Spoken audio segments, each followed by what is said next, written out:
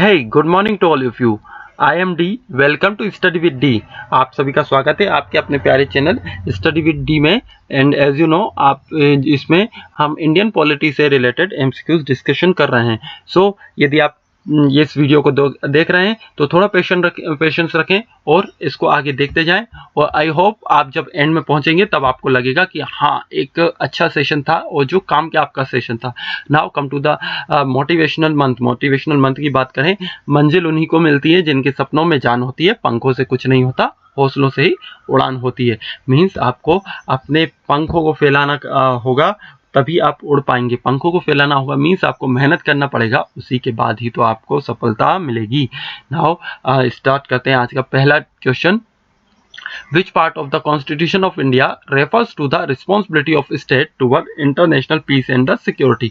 Means बात करें इसमें से कौन सा संविधान का हमारा पार्ट है, हमारे संविधान का कौन सा पार्ट है जो रेफर करता है responsibility of the state toward the international peace and the security, जो इंटरनेशनल पीस और सिक्योरिटी के लिए रिस्पॉन्सिबिलिटी बताता है। ए बोल रहा है फंडामेंटल राइट, बी बोल रहा है directive principle of state policy, C बोल रहा है इमरजेंसी प्रोविजन और डी बता रहा है preamble of the constitution. Means fundamental rights means मूल अधिकार, डीपीएसपी राज्य के नीति निर्देशक तत्व, इमरजेंसी प्रोविजन मीन्स आपातकाली जो प्रावधान रखे गए वो, और preamble of the constitution means Bharat की संविधान की प्रस्तावना। सो the right answer is DPSP, directive principle of state policy, जो है आपका स्टेट ये किस चीज के लिए रिस्पॉन्सिबल है, इंटरनेशनल पीस एंड सिक्योरिटी के लिए। Now come to the next question. The next question is in how many articles of India Indian constitution DPSP जो आपके इसमें मेंशन है, कौन से जो आर्टिकल्स हैं इसमें डीपीएसपी मेंशन है। पहला बोल रहा है आर्टिकल 36 से 51 तक, आर्टिकल 36 से 52 तक, आर्टिकल 36 से 53 तक, या आर्टिकल 36 से 54 तक। तो कौन सा है इसमें जिसमें डीपीएसपी मेंशन किए गए हैं। सो डीपीएसपी आपका मेंशन किया गया आर्टिकल 36 से 51 के अंतर्गत। और आपको ये बताना है कि डीपीएसपी जो directive principles of the state policy है, यह हमारे संविधान के किस भाग में आते हैं, किस भाग के अंदर ये आते हैं, ये आप कमेंट बॉक्स में नीचे जाकर मुझे बता सकते हैं। और आपको सेशन लाइक और डिसलाइक आप दोनों कर सकते हैं। यदि आप लाइक कर रहे हैं तो लाइक का बटन कीजिए और आपने सजेशन दीजिए, और डिसलाइक कर रहे हैं तो ये जरूर बताइए कि डिसलाइक क्यों किया गया है। और एक बात और ध्यान रखिए कि जो भी हम ये डिस्कशन कर रहे हैं, ये कहीं ना कहीं ऐसे क्वेश्चन है जो कुछ आपके एग्जाम्स में आ चुके हैं और कुछ के आने की संभावना है। जैसे ये टॉपिक ओरिएंटेड भी चल रहा है, जो आज हम जितने भी आपके क्वेश्चन डिस्कस कर रहे हैं ये सब डीपीएसपी से ही रिलेटेड हैं। सो देखते हैं हमारा next question. The purpose of the inclusion of the DPSP in the Indian constitution is to establish, जो डीपीएसपी इस्टेब्लिश करने का इंडियन कॉन्स्टिट्यूशन में ये पर्पस था। क्या पर्पस था, क्या चाहते थे इससे हम, political democracy, social democracy, Canadian democracy, या फिर सोशल एंड इकोनॉमिक डेमोक्रेसी? कौन सी डेमोक्रेसी के लिए हमने डीपीएसपी को क्या किया है, इस्टेब्लिश किया है, किसमें, इंडियन कॉन्स्टिट्यूशन के अंदर। So which one is the correct? So the correct answer is option number D. अब मैंने डी की बात करें हम, ऑप्शन नंबर जो डी है आपका, social and the economic democracy. Social and the economic democracy को स्टेब्लिश करने के लिए हमने क्या किया है, जो directive principle of state policy को इंडियन कॉन्स्टिट्यूशन में स्टेब्लिश किया है। Now come to the next question. Which of the following is are included in the DPSP of, DPSP की बात करें, डीपीएसपी पॉलिसी है उसमें इंक्लूड किया गया है। Provision of traffic in human being and the force labour, means जो human trafficking को और फोर्स लेबर को क्या करना है, हमको रोकना है, यह डीपीएसपी में बताया गया है। या फिर provision of the consumption except of medicinal purpose of, ये आपकी क्या, intoxicating drinks and of other drugs which are injurious to health। Means यदि आप मेडिकल पर्पस को छोड़ दें, मेडिकल पर्पस को छोड़ दें, उसके अलावा जो भी आपकी इंटॉक्सिकेटिंग ड्रिंक्स है और ड्रग्स हैं, इनको इनका कंजप्शन क्या होता है, इंजूरियस टू हेल्थ होता है, जो आपके बॉडी पर नकारात्मक प्रभाव डालते हैं, वो उन चीज़ों को हमने बैन किया है कि उनका आप यूज़ नहीं कर सकते मेडिकल पर्पसेस के अलावा। सो इसमें से कौन सा आपका सही होना चाहिए? ए बोल रहा है फर्स्ट ओनली, बी बोल रहा है सेकंड ओनली, सी बोल रहा है बोथ फर्स्ट एंड सेकंड, और डी बता रहा है neither first nor second. So which one is the correct? So the correct answer is only second. Only second की आप बात करेंगे ये डीपीएसपी में मेंशन किया गया है कि आप जो इंटॉक्सिकेटिंग ड्रिंक्स है, जो आपकी या फिर अदर ड्रग्स है जो आपकी हेल्थ के लिए इंजूरियस है, उनको आप क्या करेंगे, उपयोग नहीं करेंगे। इसको बैन किया गया है। सिर्फ कहाँ उपयोग किया जाएगा इसका? मेडिकल पर्पस के लिए ही उपयोग किया जा सकता है।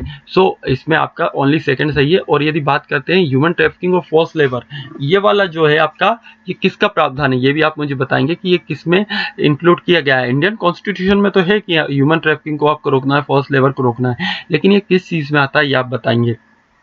इसको आप कमेंट बॉक्स में आंसर कीजिए। Now come to the next question. The next question is which of the following statement about uniform civil code is are correct? Uniform civil code है जो आपका, उसके रिलेटेड कौन सा इसमें आपके स्टेटमेंट्स करेक्ट हैं? It is binding on the state that a uniform civil code must be made applicable to all. ये बाइंडिंग है स्टेट्स के लिए बाइंडिंग कर दिया गया है, कंपलसरी कर दिया गया है कि एक यूनिफॉर्म सिविल कोड होना चाहिए। किस चीज के लिए? सभी के लिए एप्लीकेबल होना चाहिए। The provision regarding a uniform civil code is content in part 3 of the constitution. जो पार्ट 3 है हमारे इंडियन कॉन्स्टिट्यूशन का, उसमें क्या रखा गया है? प्रोविजन रखे गए हैं यूनिफॉर्म सिविल कोड से रिलेटेड। सो इसमें से आपका कौन सा सही होना चाहिए? ए बोल रहा है ओनली फर्स्ट, बी बोल रहा है ओनली सेकंड, सी बोल रहा है both first and second are right, and D बता रहा है neither one nor two. So which one is the correct? So the correct answer is the provision regarding a uniform civil code is contained in part 4 of the part 6 of the Indian Constitution।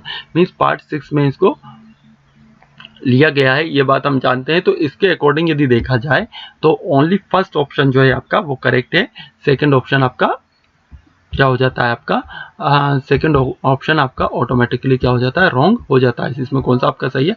Only first one is सही right answer. It is binding on the state that uniform civil code must be made applicable to all. सभी के लिए uniform civil code होना चाहिए। सो आपको एक चीज और बताना है, जैसे आपका जब फंडामेंटल राइट की बात हम करते हैं, तो यदि ऐसा लगता है कि फंडामेंटल राइट का हमारे हनन हो रहा है, तो हम कहाँ जा सकते हैं? कोर्ट में जा सकते हैं, हाई कोर्ट में अपील कर सकते हैं, और सुप्रीम कोर्ट में भी आप अपील कर सकते हो। तो क्या डीपीएसपी जो होता है, directive principle of state policy होता है, इसमें यदि कोई प्रोविजन है और उसका नहीं किया जा रहा है, स्टेट के थ्रू उसको अप्लाई नहीं किया जा रहा है, तो उसके लिए क्या आप अदालत जा सकते हैं? क्या उसके लिए आप कोर्ट में जा सकते हैं? ये सब आप मुझे बताएंगे। मीन्स इसको क्या है कि ये न्यायिक समीक्षा के योग्य है या नहीं है, ये जुडिशियल रिव्यू या फिर मीन्स न्याय के योग्य है या नहीं डीपीएसपी, आप मुझे ये बताएंगे। सो हम बात करते हैं नेक्स्ट क्वेश्चन की। जो डीपीएसपी है ये direct the state of which of the following, ये डायरेक्ट करता है स्टेट को किस चीज के लिए? To secure a social order of the promotion of the welfare of the people. Means social order को सिक्योर करने के लिए, किस चीज के लिए? Promotion of welfare of the people के वेलफेयर को प्रमोट करने के लिए डीपीएसपी क्या करते हैं? आपके बनाया गया है to separate judiciary from executive और जुडिशियरी को सेपरेट करने के लिए डीपीएसपी को लिया गया है। टू इम्प्रूव पब्लिक हेल्थ को इम्प्रूव करने के लिए डीपीएसपी को क्या किया? इंक्लूड किया गया है। तो कौन सा इसमें आपका सही होना चाहिए? ए बोल रहा है फर्स्ट एंड सेकंड, बी बोल रहा है सेकंड एंड थर्ड, सी बोल रहा है first and third, and D बोल रहा है first second and third. So which one is the correct? So the correct answer is first second and third. जो फर्स्ट सेकंड और थर्ड आपके ऑप्शन है, ये तीनों ही आपके क्या है? करेक्ट है। मीन्स सिक्योर करना है क्या? एक सोशल ऑर्डर किसके लिए? पब्लिक वेलफेयर के लिए, और ये सेपरेट करता है जुडिशियरी और एग्जीक्यूटिव को, और इम्प्रूव करता है पब्लिक हेल्थ को इम्प्रूव करता है के लिए, इन सबको को इम्प्रूव करने के लिए हमने डीपीएसपी पॉलिसी में डायरेक्ट करता है किसको? स्टेट्स को। बात करते हैं कंसीडर द फॉलोइंग स्टेटमेंट, देखना है आपको डीपीएसपी से रिलेटेड।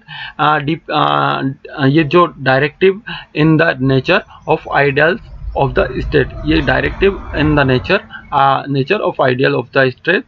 दूसरा बात करते हैं directive influencing and shaping the policy of state and not justiciable rights of citizen. Means पहला बता रहा है कि आइडिया, ये नेचर बताता है एक आइडियल स्टेट का। दूसरा बात करता है shaping of the policy of state, means जो स्टेट पॉलिसी बनाएगा उसके शेप देने के लिए, कि मीन्स जो भी पॉलिसी बनाएगा उसमें डीपीएसपी क्या करता है, उनकी मदद करता है। या फिर ये नॉन जस्टिसेबल है। अब non justiciable right of the citizen, अभी मैंने थोड़ी देर पहले ही आपसे पूछा है कि आपको इसका कमेंट सेक्शन में आंसर करना है कि ये जस्टिसेबल है या नहीं। सो चलिए इसमें आ गया तो इसी में हम डिस्कस कर लेते हैं। सो the right answer is first, second and third. ये तीनों ही चीज़ें, तीनों ही आपके जो स्टेटमेंट दिए गए हैं, ये तीनों ही स्टेटमेंट आपके करेक्ट हैं। मीन्स ये नेचर बताता है एक आइडियल स्टेट का।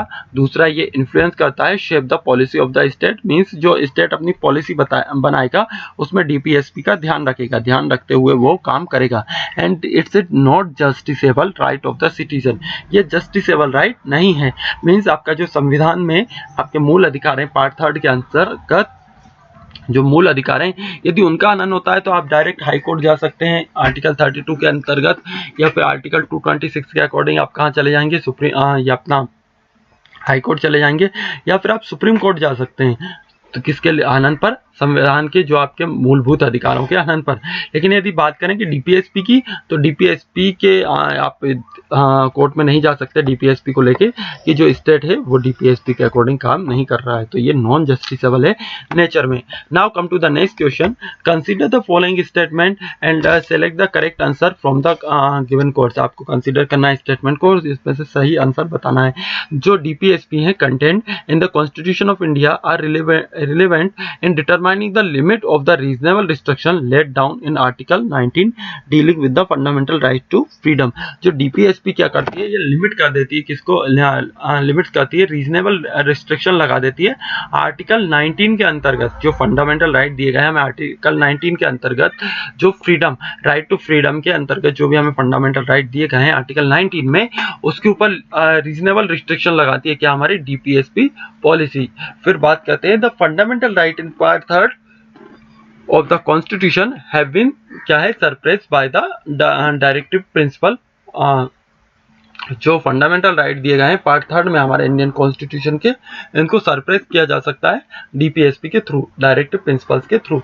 सो इसमें कौन सा सही होना चाहिए, ए बोल रहा है ए और आर दोनों आपके करेक्ट हैं, और आर क्या है, करेक्ट एक्सप्लेनेशन है ए का। बात करते हैं बी की, तो बी बता रहा है ए और R is individually true, but ये क्या करते हैं, आर जो है आपका करेक्ट एक्सप्लेनेशन नहीं है ए का। सी में बोला गया है ए ट्रू है, मींस पहला वाला आपका पॉइंट सही है और दूसरा वाला गलत है, और डी बता रहा है पहला वाला गलत है और दूसरा वाला सही है। So which one is the right, so the right answer is A is true but R is false. जो आपका ए है वो ट्रू है कि मींस रीजनेबल रिस्ट्रिक्शन लगा सकते हैं डीपीएसपी के बेसिस पे। आर्टिकल 19 जो राइट टू फ्रीडम आता है, फंडामेंटल राइट है हमारा जो फ्रीडम, राइट टू फ्रीडम का, उसके ऊपर रीजनेबल रिस्ट्रिक्शन स्टेट लगा सकता है। और जो सेकंड वाला जो है फंडामेंटल राइट इन पार्ट 3, ये क्या करते हैं, सरप्रेस किए जा सकते हैं किससे, डीपीएसपी के थ्रू इनको सरप्रेस किया जा सकता है, तो ये आपका गलत है। Now come to the next question. The next question is, तो द डीपीएसपी जो है directive principle of state policy है इंडियन कॉन्स्टिट्यूशन की, are not enforceable by any court, ये एनफोर्स नहीं की जा सकती एनी कोर्ट के थ्रू। तो आपको क्या बताना है, yet they are fundamental in the governance of the country, binding on the state, enforceable at the instance of the President of India and superior of the fundamental rights। so इसमें आपका कौन सा सही होना चाहिए, so the right answer is fundamental in governance of the country. यदि DPSP की बात करें तो directive principle of the state are fundamental in the governance of the country. ये आपके फंडामेंटल होते हैं, यानी मूलभूत होता है किसमें, किसमें गवर्नेंस होती है जो हमारी कंट्री की, उसमें मीन्स जैसे हमने अभी पहले भी डिस्कस किया था कि जो डीपीएसपी आपके क्या करते हैं, गाइड करते हैं स्टेट्स को अपनी पॉलिसी बनाने के लिए। सो ये क्या हो गया आपका एक मूल, क्या हो गया आपका मूल हो गया आपका किस चीज़ के लिए, गवर्नेंस ऑफ द कंट्री के लिए। गवर्नेंस करेंगे आप कंट्री के लिए, जो भी रूल्स बनाएंगे, सो ये आपका एक मूलभूत चीज़ हो गई, फंडामेंटल। सो गए आपके। तो आगे बात करते हैं, which of the following are include in the DPSP of state policy in the constitution of India. इसमें से कौन सा है आपका डीपीएसपी में क्या किया गया, इंक्लूड किया है कॉन्स्टिट्यूशन ऑफ इंडिया में। Uniform civil code for all citizen, जो भी हमारे सिटीजन है उनके लिए यूनिफॉर्म सिविल कोड को आपको क्या करना है, आपको बनाना। Separation of judiciary from executive, या फिर protection of the monument of the national importance, जो प्रोटेक्ट करेंगे मॉन्यूमेंट, जो मॉन्यूमेंट है जो नेशनल इंपॉर्टेंस रखते हैं उनका प्रोटेक्शन। ये इसमें डीपीएसपी में क्या आपका इंक्लूड किया गया है। ए बोल रहा है फर्स्ट एंड सेकंड, बी बोल रहा है सेकंड एंड थर्ड, सी बोल रहा है फर्स्ट एंड थर्ड, और डी बोल रहा है first second and third. So which one is the correct? So the correct answer is first and second. जो आपका यूनिफॉर्म सिविल कोड हो गया और separation of judiciary and executive हो गया, ये सिर्फ किस में मेंशन है, आपके डीपीएसपी में मेंशन है। सो come to the next question. next question है, which one of the following is not a directive principle of state policy। इनमें से कौन सा है डीपीएसपी के अंतर्गत नहीं आता है। the state shall endure to secure for the citizen a uniform civil code, means state क्या करेगा, एक आपको यूनिफॉर्म सिविल कोड प्रोवाइड करवाएगा। और the state shell promote with special care the education and economic interest of the weaker section. Weaker section के लिए क्या करेगा, एजुकेशनल और इकोनॉमिक इंटरेस्ट के लिए कुछ स्पेशल केयर प्रोवाइड करेगा। The state shall endeavour to promote adult education to eliminate literacy, means जो हमारी इलिटरेसी रेट है जो उसको एलिमिनेट करने के लिए एडल्ट एजुकेशन को क्या करेगा, ये प्रमोट करेगा। मींस आप देखते हैं ना 12th के बाद एजुकेशन जो है उसको प्रमोट करेगा state. The state shall endeavour to protect every monument, place और ऑब्जेक्ट ऑफ आर्टिस्ट और हिस्टोरिकल इंटरेस्ट, मीन्स आप बात करेंगे जो आर्टिस्टिक और हिस्टोरिकल इंटरेस्ट है, मीन्स जो आपकी कला और किससे इतिहास से रिलेटेड जो भी मॉन्यूमेंट है उनका प्रोटेक्शन कौन करेगा, स्टेट करेगा। तो विच one is the correct? So the correct इसमें आप देखेंगे जो करेक्ट आंसर आपके आ जाते हैं ए, बी और डी, ये आपके करेक्ट आंसर है। और यदि हम बात करें सी की, तो ये आपका ये डीपीएसपी से रिलेटेड नहीं होता है, डीपीएसपी में ये मेंशन नहीं किया गया है और ये सीडीएस में क्वेश्चन पूछा गया है। तो ऐसे क्वेश्चंस को हम कई बार गलत कर देते हैं और क्वेश्चन को पूरा पढ़ते नहीं है और सिर्फ देख लेते हैं अच्छा विच of the following is correct. जल्दबाजी में ये नोट को हम देखना ही भूल जाते हैं और हमारा पूरा आंसर गलत हो जाता है। तो क्वेश्चन को अच्छे से पढ़ें, उसके बाद आप अटेम्प्ट करें। Now thank you for watching. I hope आपने एंजॉय किया होगा हमारा आज का लेक्चर। और आप मुझे फॉलो कर सकते हैं इन फेसबुक पे स्टडी विद डी से, यूट्यूब पे स्टडी विद डी को आप सब्सक्राइब करें।